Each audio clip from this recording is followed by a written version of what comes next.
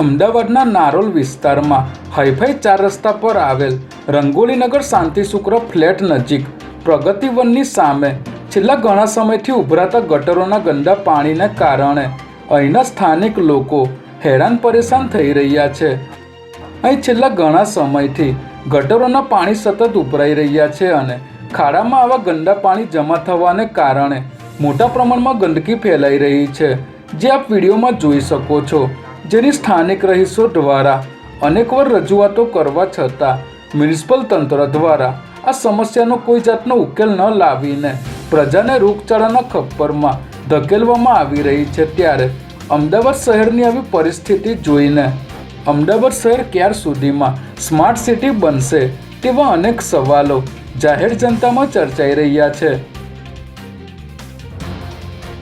રોજે રોજ અહીં ગટરના પાણી ઉભરાતા અહીંના સ્થાનિક રહીશોમાં મચ્છરજન્ય અને પાણીજન્ય રોગચાળો ફેલાવાનો પણ ભય રહેલો છે।